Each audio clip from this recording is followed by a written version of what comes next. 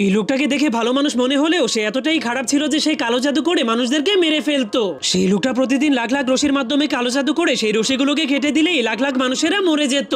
এমনকি সে একটা মাসুম বিড়ালকেও মেরে ফেলার জন্য রশি কেটে দিলেই সেই মাসুম বিড়ালটাও মরে যায়। তখন হঠাৎ করে তার সামনে একটা মেয়ের ছবি চলে আসলে সে যখনই ওই মেয়েটাকে মারতে যায় তখনই তার দরজার ঘন্টা বেজে উঠলে সে দরজা খুলতে চলে যায়। এরপর সে বাইরে তাকালে দেখতে পায় একটা মেয়ে তার বিড়ালের ছবি দেখিয়ে তার কাছে সেই বিড়ালটা খুঁজতে এসেছে। যা দেখে লোকটার মনে অনেক কষ্ট হতে শুরু করে, কারণ সে এই মাত্র এই কালো জাদুর মাধ্যমে রশি কেটে সেই বিড়ালটাকে মেরে ফেলেছিল। তখন লোকটা কিছু বুঝে ওঠার আগেই মেয়েটা জলদি করে তার রুমের মধ্যে ঢুকে যায়। তাই শয়তান লোকটা ভাবতে শুরু করে চলো একেও এখনই মেরে ফেলবো। এই জন্য সে মেয়েটার ছবিওয়ালা রশিটাকেও কেটে ফেলার চেষ্টা করলে মেয়েটা মেশিনের মাধ্যমে সেগুলোকে কন্ট্রোল করতে শুরু করে দেয়, যার কারণে মেয়েটা রশিটাকে কাটতে গিয়ে দৌড়াতে দৌড়াতে লোকটার মাথা ঘুরে গেলে সে অন্যান্য লোকেদের রশিগুলোকে কেটে ফেলে। এরপর খেলতে খেলতে মেয়েটা আসল মেশিনের কাছে চলে যায় যেটা অনেক জোরে জোরে চলছিল। তখনই সেই মেয়েটার বিড়ালের ছবিটা সেই মেশিনের সামনে চলে আসে। মেয়েটা সেই ছবির উপরে থাকা লাল সেলটাকে দেখে